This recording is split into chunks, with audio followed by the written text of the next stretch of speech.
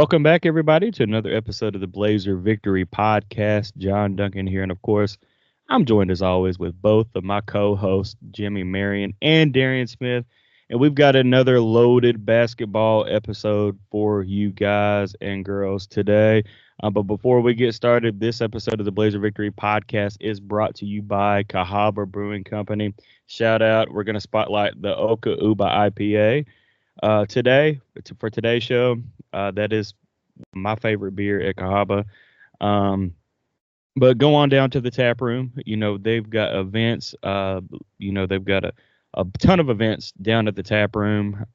So look on the calendar at cahababrewing.com to see what all they have going on soon.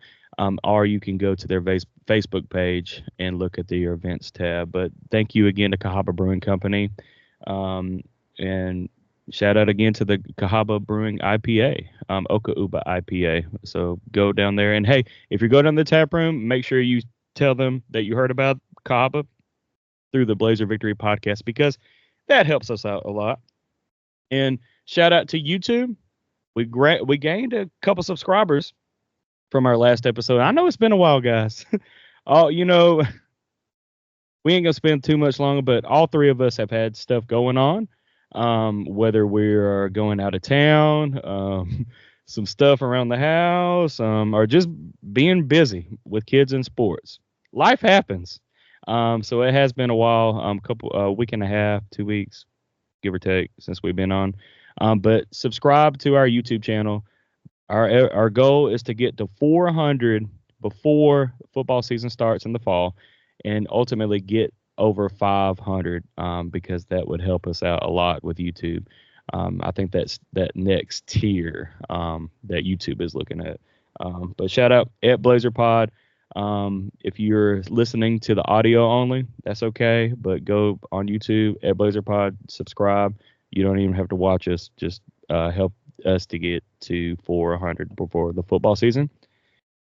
With all that being said, hey, UAB is still in the hunt for a top 4 seed in the AAC conference tournament that happens next week. And we're going to talk about this road win Thursday night over Wichita State, the Shockers. And then we're also, unfortunately, going to talk about the Sunday loss. I don't know if you can call it a meltdown, because Memphis is good. But we're going to talk about that game and the atmosphere in that ball game in a little bit. But, guys, let's get started in Thursday night's UAB's win over Wichita State, 80-72. Good road win for UAB. Wichita State is always a tough out, and hell, in conference play, in basketball in particular, if you go on the road and you get it up, I don't care if it's about 1 point, whatever, you take it. And Wichita State, proud tradition in that basketball program. I think we have to start out with AJ Vasquez, 29 points, leading the way. But Darian, what are just your just quick thought? I mean, because we're not going to spend a whole lot of time on this Wichita game, because I know people are wanting us to talk about the Memphis game. But what are your just initial kind of thoughts about the Blazers win 80-72 over the Shockers? Yeah, it was a good, solid win. Wichita State was hot coming into that game. It's on the road. It's always hard to win up there, and that's a basketball school. But from the end with Blazer Green tinted rose shades on, it was the continuation of what I have noticed about AJ Vasquez and how he has really found his playmaking chops within this offense. Again, I remember I talked about his herky-jerky style and how he his deceleration, acceleration, just stop, go. He's a good finisher around the rim. He's a 3-level scorer, right? And how I noticed how Coach Kennedy started drawing up a lot of plays for him. Like he'd come off of these pin down curls, kind of get him in motion. Um, Coming around, curl around, get the ball in motion. You can either shoot it at the top of the hill, kind of by the free throw line, or you can pump fake. He's good at pump fake, herky jerky, get downhill, finishing at the rim. He can Euro step. He can dump it off. I think this is the best group I've seen him in since he's been here at UAB. As just knowing his spots and knowing how to get there. He can finish either hand. Like, he can do a lot of things. He's very versatile. So honestly, we have like Jabari McGee and Tyron Moore to like bring the ball down and initiate offense. But he's more of the creator. They are initiators, but he's a hub that you can play out of, kind of like Yax in a sense, where Yax is a hub. He's a playmaker. You can draw two with him, and Yax is a connector. He keeps the ball going.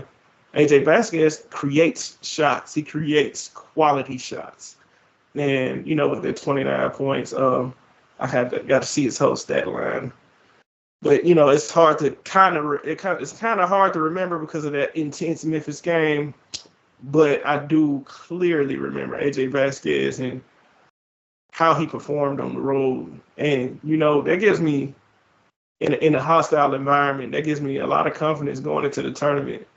Because when I connected back to this Memphis game, if we do, God, I hope we advance and we meet them again. It's hard to beat a team 3 times. Yeah, third time's a charm. So you're going to have to beat us 3 times. And I think it's a lot of lessons to be learned from that Memphis loss.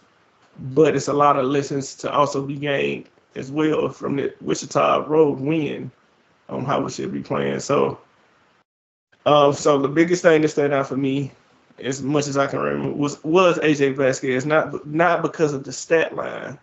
It's because how he achieved that stat line. It wasn't just hot shooting like, oh, he burned it up. He was 8 for 14 from 3. It wasn't nothing like that. It was the plays that was being ran for him, and how he created off of that movement and the motion. That it's clear that he has a role, an important role, and I'm just excited for him moving forward.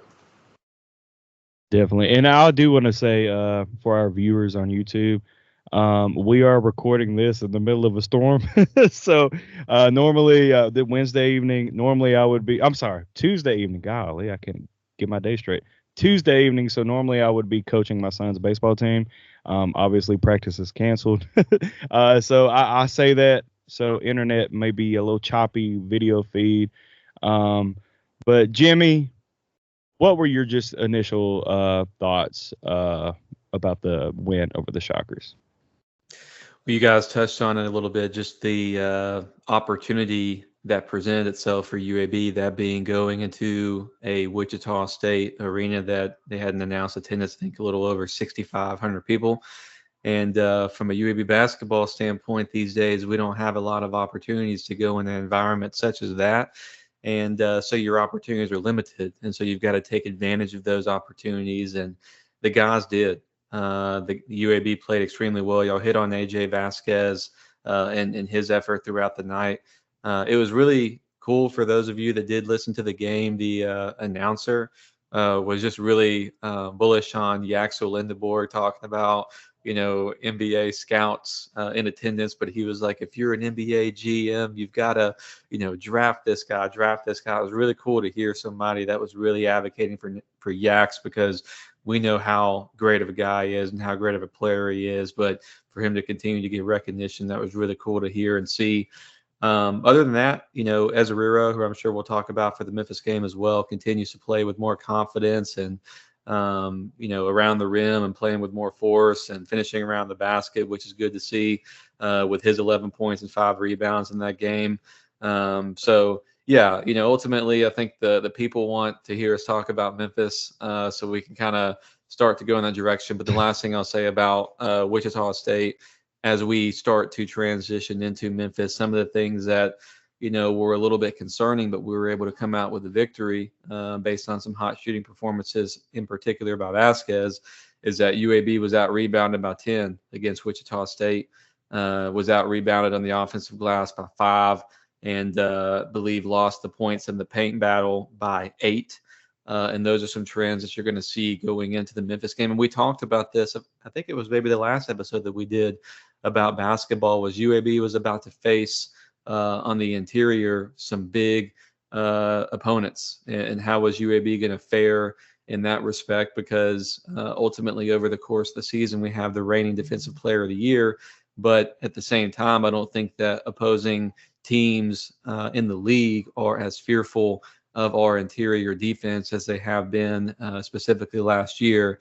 And unfortunately I say it this way, fortunately for UAB against Wichita State, it did not lead to a loss. It, resulted in a big win for UAB. But as we transition into the Memphis game, it certainly played a part. And by the way, are we, as it relates to the top 4 seeding, UAB should have a top 4 seed locked in, right? So it should be not whether we'll be top 4, it's just where we fall, whether that be probably 3 or 4. 3 or 4, yeah, that's okay. correct. So, that was one of the goals going into the year. That's cool. But obviously, with this last week of the season, it sure would be nice to get that bad taste out of our mouth and, defeat an FAU team, a good quality FAU team at home, to send those seniors out right. And then to face what, is a pretty good Tulane team. It's a team that UAB's fared against, the last year or two pretty well. I know they may not have the best home court environment, but maybe they do. It's senior day for them, Tulane. So hopefully UAB is able to finish out strong. But let's talk about Memphis and Dane Danger. Danger. We're talking about danger. And hey, as much as all 3 of us and majority of our listeners hate Memphis, you got to tip your hat to them, man. Like they're good, and I know they have that FedEx money. I mean, it is what it is, but that Danger kid, like, I don't even want to say kid, but Danger, like, he's good. He talks mad crap on the court. I was at both games with UAB involved in the forum.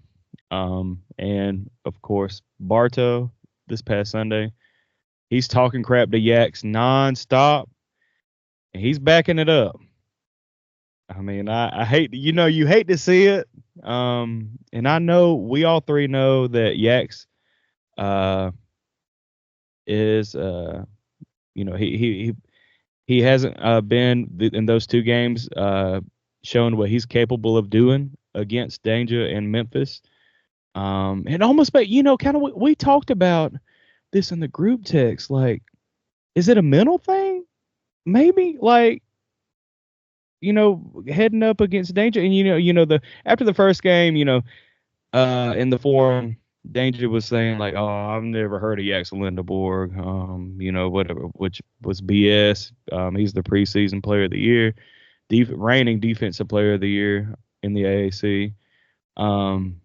But Yaks' comment on Twitter, X, whatever, was saying, congrats on the career game, bro.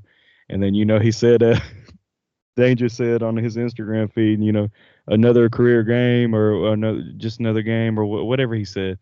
I just hate to see it. Darian, I talked to you at the gym this morning. Like, you just hate to even talk about it because it's making us angry, man. It's making us angry because we do not want to be on the show talking about positive things about the Memphis Tigers. We hate Memphis, but you got to tip your hat at some point. And I think, and I am showing the standings, by the way. Shout out YouTube at Blazer Pod. I'm not going to read all that stuff, but you can see we're top 4 currently. But it just honestly, it might be just a mental thing. And we hope that we get a third opportunity against them boys from the FedEx boys. Let us meet in the championship or in the semis, wherever we meet. Memphis is going to be the number 1 seed. North Texas is going to be the number 2 seed. UAB is either 3 or 4, hopefully 3. But Is what it is. And Darren, I guess, since we talked about it early this morning when we were working out, um, tell us about your feelings about the Memphis Tigers and what they did to our Blazers this Sunday. Yeah, it's like what AK said. You gotta just tip your hat to be the man. You have to beat the man. Shout out Ric Flair. We didn't beat the man. We had a great opportunity to do it. We didn't finish. Um, I do think mentally that we did kind of melt down toward the end, and I'll go over my reasons for that. And I know Jimmy will have some interesting stats that I would to see if they correlate, to see what I felt and what I saw. Uh, thing number one, man, that one ref, bro. Like, and I'm not blaming this on the officials. I'm talking about how he officiated the game. Because Danger at one point he had 4 fouls too. He had to be taken out as well. Yax was early and he called the most ticky tack fouls. Like when that one on that rebound was kind of like, bro, really? That's what we doing? Like, no one came here to see you. No one came here to see the refs. So refs, chill out. Like, let guys play sometime. Like the way sometimes he was calling, and then the way I was like, this dude, he thinks he's the main character, and I just couldn't stand that. And so the way that the game was called, I felt like it took Yaks out more than Memphis took Yaks out, if that makes sense. So refs and how they call it can really affect the game. But two is the offensive glass. I felt like Danger more than scoring was his offensive rebounding. Like he takes up a lot of space. They would get tip out and whatnot, and we would play good defense, especially in the first half and in the first half of the second half. We were playing good, solid defense, but part of defense, and people need to understand this, part of defense is defensive rebounding. And it was so many times that we were in the zone, or y'all know me, I don't like the 1-3-1. But sometimes even if it forced a miss, what it did was like it was so many different guys. I felt like a team with Memphis, we needed to know who we needed to box out.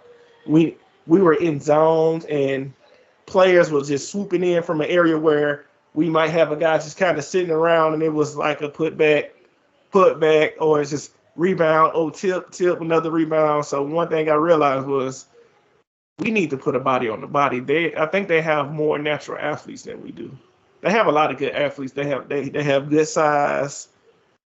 Three, it wasn't Danger. The most important, I don't think it was Danger that won the game for them because they made their run when he was on the bench. They had, I believe his name is Cisco, number 32. He was in. He had a couple good block shots. He had a couple of rebounds. It was PJ Haggerty. I was sitting by Howard Crawford, and oh yeah, I don't care about that. Yeah, if you're on YouTube, shout out, like you said, shout out YouTube. You'll see that dude's still talking. But whatever. He wanted to, if they didn't have PJ Haggerty, they don't win, But it was PJ Haggerty. I was talking to Howard Crawford, former UAB basketball player, and he was saying in the second half is when PJ Haggerty usually turns it on. He said, I've watched Memphis enough to know that this is when he tries to like make his imprint, his mark. He fills the game out.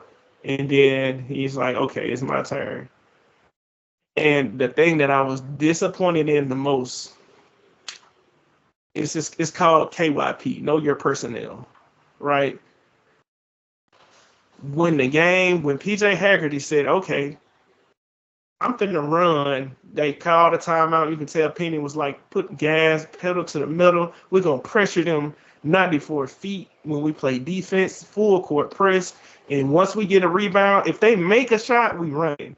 If they miss anything, we run. We force it. It was chaos. We're gonna force them to. We're gonna speed them up, right? So our natural instinct was to just slow down. But we started going at a snail's pace. I'm like, everything was being walked up the court. We looked scared, like, oh, we need to slow down. We need to slow down. And then it was like, once we got into our action, it was literally, I was looking at the shot clock. It was like 11 seconds. And now we're trying to run a play with 11 seconds against a fully set defense. We don't have any kind of advantages. And of course, we end up taking like some middies, or we'll take something forced in the middle, get blocked, and they're running every single time. Every one of their guys, they're getting the rebounds and they're gone. PJ Haggerty was all headed to the middle, right? Y'all know how many threes they made that game. I believe they made 5 threes. Y'all know who made the 5 threes. Yeah. It was Kobe Rogers, right? Former Wichita State. Yeah. But my thing is, you have one guy making threes. Nick Jordan cannot shoot. Nick Jordan is not a shooter. He's a good athlete. He's like a Swiss Army knife kind of give rebounds, play good defense kind of guy. He's not a shooter at all. He took a mid-range shot and it looked like he was about to throw that thing through the backboard, right?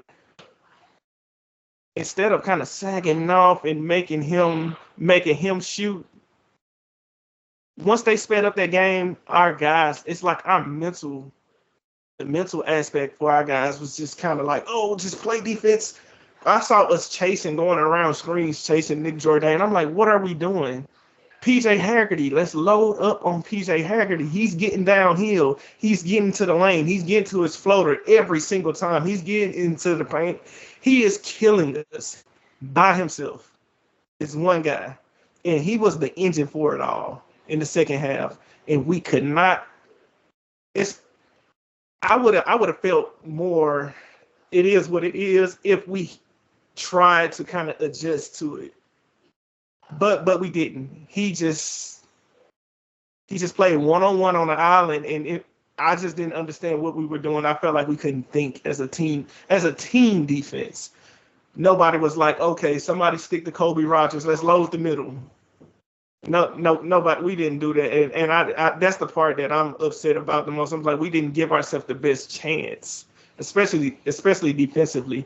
If they're pressuring 94 feet every single fight, run, play faster. Maybe we can just run all the way down court and get a layup. Yax did it. He got fouled. He was the only one that was trying to fight pressure with pressure. Because in basketball, if a team is trying to pressure you, you go back at them because they're playing aggressive, and you can use that aggressiveness against them. We decided to just play into their hands and then melt down. It happened so quick because we played slow, they played fast. Our minds couldn't keep up. We couldn't even match up right. We didn't know our personnel right, and I was really, really disappointed in our mental game. And that's why I'm really hoping that we get to see them again. I really hope. And I really hope that we force them to defeat our game plan. And I was clearly disappointed in that. And that's just, our guys are better than that. Our team IQ is better than that. And hey, shout out to Memphis. They exploited our team IQ, especially, and we played right into what they wanted to do. After mostly dominating the game, once they decided to turn the pressure up, we couldn't handle it, and that's what happened. So we got to tip our hat. Yeah, and Jimmy, your thoughts? Well, my thoughts are just to recap everything. Like, coming out at the beginning of the game, like you mentioned earlier, John, like the environment was incredible, real close to a sellout, 8,400 plus, and the fans were into it, and it was just great to be in Bartow Arena in that type of setting. And the first couple of minutes, I think that first 4 or 5 minutes, the score was like 3-6, like kind of low scoring, like on both sides. But it was that next little burst where UAB was able to take, I think it was like I wrote it down, a 17-4 run to get up 20-10 with just under 10 minutes to go in that first half.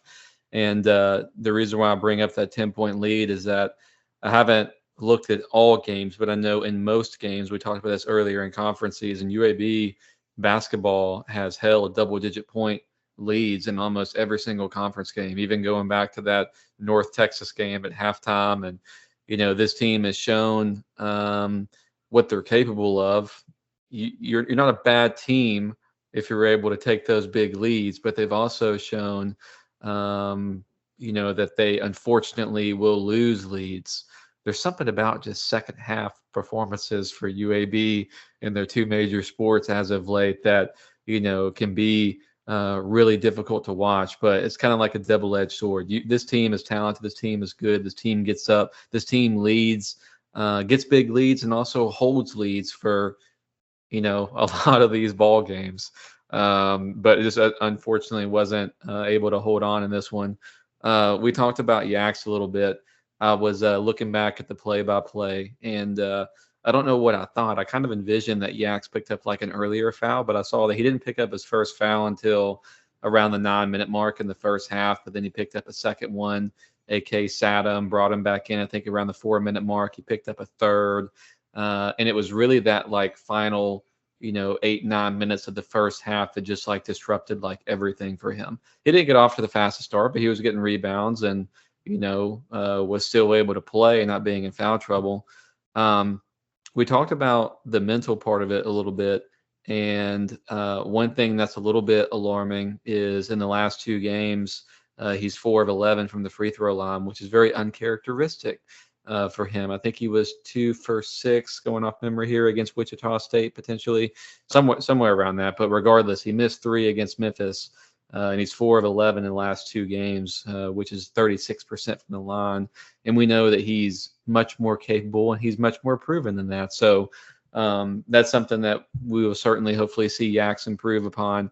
Dane Danger, 31 minutes, essentially tied his season high. I think he had 32 in one game early on in the year, and played 31 minutes in one other game this year. But Darian talked about the offensive rebounding. 17 rebounds for Dane Danger was a career high. So he did have a career night on the rebounding front. 17 big boards was pretty wild to see. On a good note, Jabari McGee, 4 for 4 from 3. There was a stretch there in the second half where you're watching the lead dwindle. I think that Memphis would have taken the lead and ran with it sooner than there at the end. I think the collapse was happening, but McGee was single-handedly, in my opinion, like keeping that from occurring. He hit like, what was it, like 3 threes, like in a very short stint of time. His pull up and his confidence was high. And that's something that we haven't necessarily seen from him, but just like a career shooting night for him. And that was really awesome to see. Ezewiro, we talked about him against Wichita State. He's still just playing really solid, and he's been put in positions lately where his minutes have been increasing based on, in my opinion, performance, but also out of necessity. In a game like this where I think the home game prior to that, maybe against Temple, where he had to play a long stretch based on foul trouble too, and we're a little thin in that front court due to some departures. But love to see him continue. He had a nice, he got up a little bit and had a slam or two, which was great to see. Two more quick notes on just Memphis is that unfortunately it was just a down shooting performance from like the backcourt minus McGee. So you're talking about Butta and Tony and the other guys combined, Vasquez, and that group was 8 of 27, which is 30%, and 3 of 13 from 3 at 23%. So just not able to really get it going outside of that. And team stats, AK talked about it, and we talked about it earlier about Wichita State. Unfortunately, in this game, UAB was out rebounded by 12, -5 in the offensive glass, and -8 points in the paint. And those are things that you were able to overcome with a hot shooting performance from Vasquez against Wichita State. But those are things that cannot continue if UAB is going to make the run that they're going to make, that we all want them to make, to replicate what they did this past season. And Jimmy, when you mention John, when he mentions like the rebounding and the points in the paint, I think that all comes with I think that's why Ezewiro has been getting increased playing time, because he was meeting force with force. But I think, and then you had Yaks with the foul trouble. But I think it's Christian Coleman that kind of struggles with that, with the physicality of it, and he has the ability. We talked about this. He has the ability. He shows it, and then it kind of go away. But he clearly has that ability to do it. So this is not he had a good stat line, against Memphis. But if you watch the game, you realize there was a lot of meat left on the bone that I feel like Christian Coleman, especially mentally with him. I remember it was one play where the ball got passed right by him, and the guy, he didn't even know the ball was passed, and they dunked it. It went right by his head. And I think sometimes he gets a little frazzled, right? He gets a little, it was cool to see like guys like McGee play with force. He played force with force, and he wasn't in that moment. I felt like he rose to it, right? Who was that last year we saw do that? We saw was that Gaines last year in the NCAA tournament, just when it was time, in those moments the stakes were high in Butter. And I'm gonna get to Butter too, but when the stakes were high, Eric Gaines, you can tell those guys just got to it. We expect more out of Butter. Butter and Vasquez, both, they had some wide open looks, and people were standing up like, oh, we know that's in. He's wide open. That's Cash. But Butter has been very, very streaky this year. And if UAB is going to win, we can't have streaky Butter. That's just the. It's just, if he's going to be streaky and we're going to play top quality, we have to have a high floor. I don't care about the ceiling. You can't get to the ceiling without the floor, right? You have to. I'm not talking about making the difficult. You get hot, you making difficult fading jump shot threes, the running threes. Okay, that's nice. I'm glad that you can do that. But when we run a play and it's a corner three, you know how you so wide open, the guy he don't even mind closing out. He be like, gosh.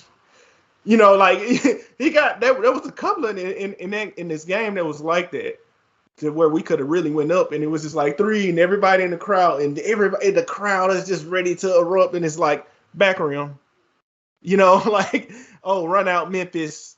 It's a whole 5-point swing. Run out Memphis, PJ Haggerty, like floater, and it's kind of like the energy is back down, and we failed so many times to.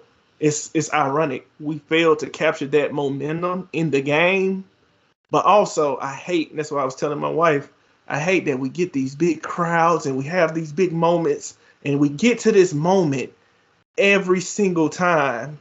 We do this in football. We've done this in basketball.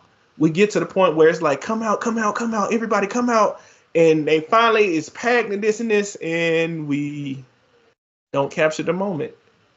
And you get your car towed. When is UAB gonna capture the moment for, like, it would have been, I don't know, it's never okay get your car towed, but god dang it, if we would have won the game, you would have been like, all right, like, please, I would take get my car towed 5 more times and we would win the game.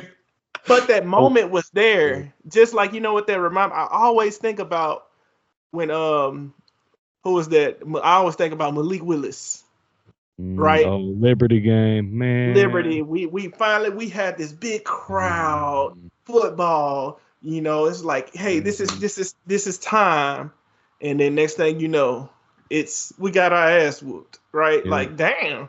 So they everybody called back that touchdown, Darian, against Rajay. I'm still mad they called that touchdown back. Against my little brother. They called it back.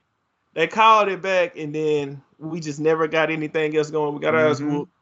But it was, the key is that so many people that were in that crowd, they were first time. They was coming to check us out. Protective was new.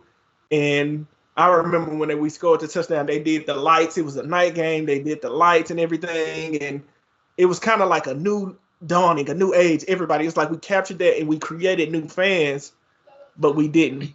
We started, the fans was like, the new people was like, well, I shouldn't have came. Like, let's leave early. And I always have that feeling with us. So again, we had the spotlight in basketball. We have to, at some point, we got to just stop being like, come out. We got to reward people for coming out, not tow their cars and send them along with the L. We can't do that. Man, I'm glad you said that, because and I'm sure I'm gonna ruffle some people's feathers, but I thought the marketing for that game was phenomenal, and it paid off. It worked. Had 8,400 people in Bartow Arena. Granted, it was a loss. There were some Memphis fans. And I saw some people upset about that and blaming, the administration. Like, but people sold their tickets on StubHub, and I mean, that's how Memphis fans bought those tickets, especially in the lower bowl. You know, that those tickets are for season ticket holders, big boosters, and they sold it on StubHub or wherever the official Ticketmaster or wherever. But I thought the marketing department did a good job. Areas of opportunities would be whatever vendor they use for parking. Need to fix that because, especially after a loss, that's pretty upsetting. Darian, we heard that, right? Hey, while we're just because we're joking about that's a story for another time. But I do want to say, shout out to Mark for just really handling the situation, addressing and acknowledging that it's transpiring. And so Mark's been on the pod, and he's a good guy. So just we can tell the full story when we have more time and when there's resolution. But I know I don't want any of our joking to like misrepresent the fact that Mark in particular has been very much on this situation and is looking to help out. So if you got your car towed and Mark is unaware of it, you can let him know, because he is I've reached out to him and he's been very helpful. Yeah, and I mean, marketing phenomenal for this game. But I'm gonna need to see it more on, of course, Memphis games. That's gonna be our biggest home crowds. But like, I want to see it more with the FAU game Thursday night. I want to see it just going forward. And I know in our interview we did a couple weeks ago, they said Mark said they were trying some new things, some new tactics. Well, clearly, that's well, I guess there's not a big of a sample size, but it worked for the Memphis game. Now, were folks probably, if they were going to pick one game to go to during the season, they probably were going to pick the Memphis game. But yeah, shout out the marketing department. We need to see it going forward with what they're doing for the Memphis game. But Darren, you mentioned CC Christian Coleman earlier. If you look at just the stat line in the box score for both the Wichita State game and the Memphis game, 14 points both games. We proposed a challenge to him, and I think Butta last episode that we did. CC, you need to be more aggressive, and Andy was probably telling him that CC knows that he needs to be more aggressive. But we've seen when CC's on, the last AAC tournament.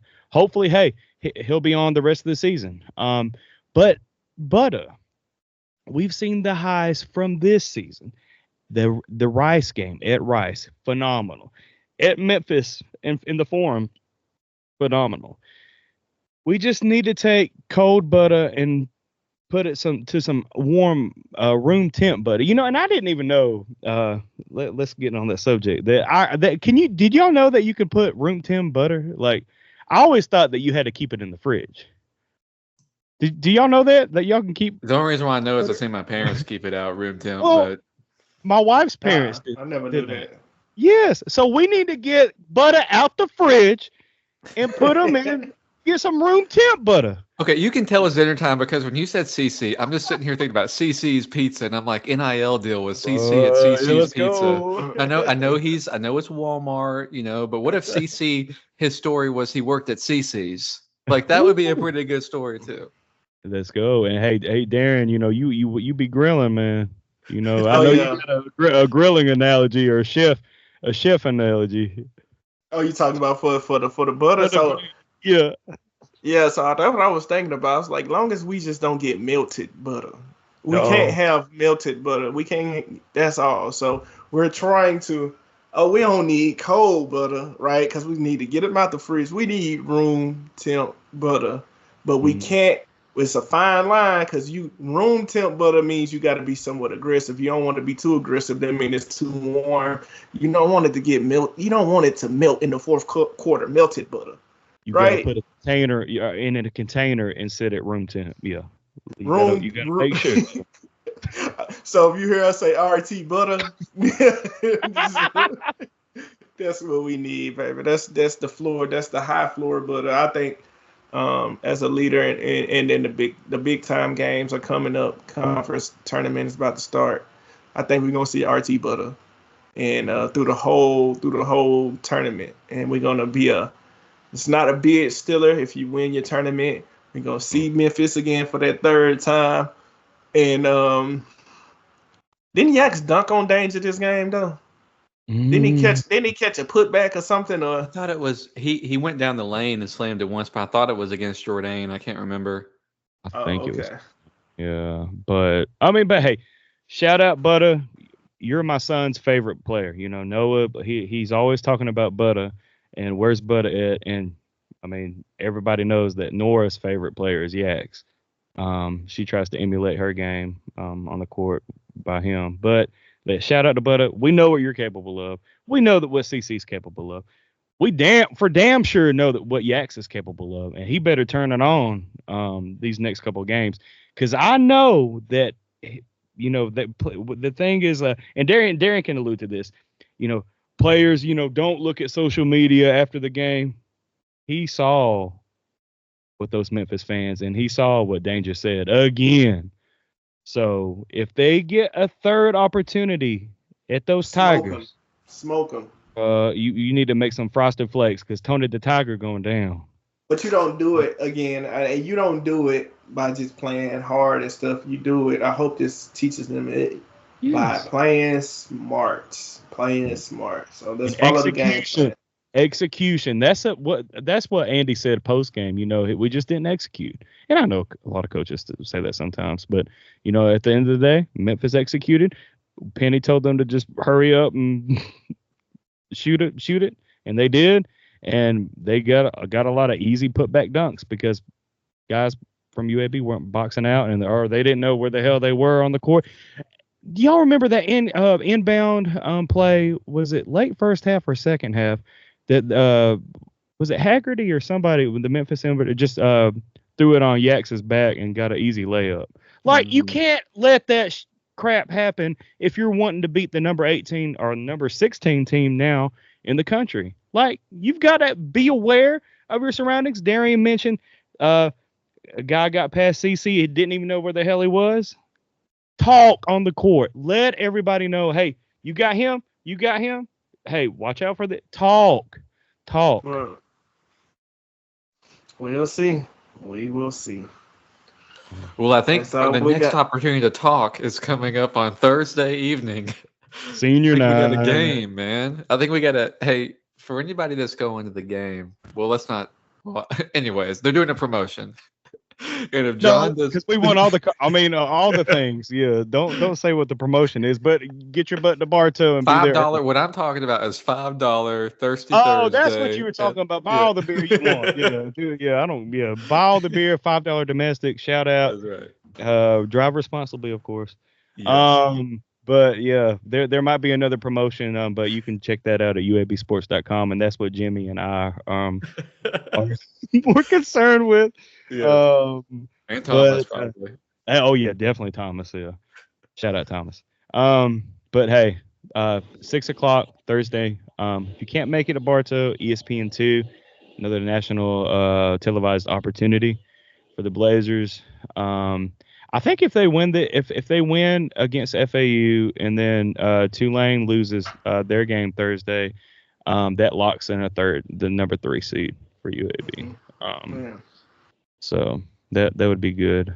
But guys, did we? I think we hit on everything. We will obviously be back before the tournament, talk about seeding, give our official predictions. What needs to happen for UAB to advance to the championship and win it. We saw what they did last year, and it was a hell of a run.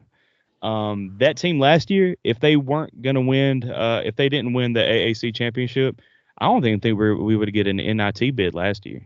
And I think we're in a similar boat this year, unless 20 teams turn down the NIT, and that's a whole another conversation for another day. They are messing up this NIT, but that's another conversation. But we will be back also on the Patreon, patreon.com/blazerpod. We are going to do hopefully Friday afternoon or over the weekend. We are going to do talk about this football schedule that just recently got announced and what kind of our expectations, and not an instant reaction because I mean it's been out for a few days, but the first time that us three have sat together and discussed it. So again, Patreon, just for as little as $5 a month, you can get bonus episodes. And if you want to donate $10 a month, shout out to our VIP members. That VIP chat was popping for the Wichita game and for damn sure when the Memphis game. So we would love for you to be a part of our Blazer Victory podcast Patreon community. But if you don't do that, we certainly appreciate you watching the free show. Again, what you can do for us for the free feed, just subscribe to our YouTube channel. And so grab your significant other's phone, or grab your mama, your daddy, your kids' phones if they have kids have phones nowadays, and subscribe to the Blazer Victory Podcast YouTube channel. But all right, Darian, do you want to send us out just until next time? Until next time, baby. Blazer Nation. What are we saying now? Are we saying something? I say, get your butt a room temp. Go Zers. Go. Go Zers.